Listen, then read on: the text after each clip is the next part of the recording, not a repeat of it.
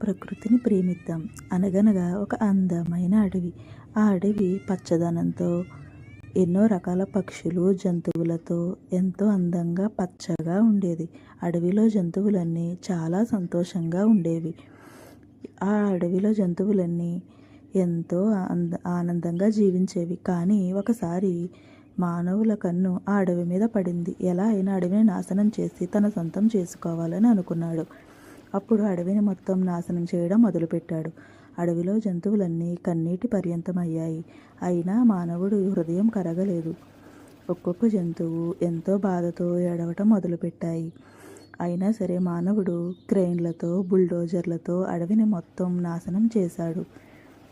అడవంతా పచ్చదనం కోల్పోయి కన్నీటితో నిండిపోయింది.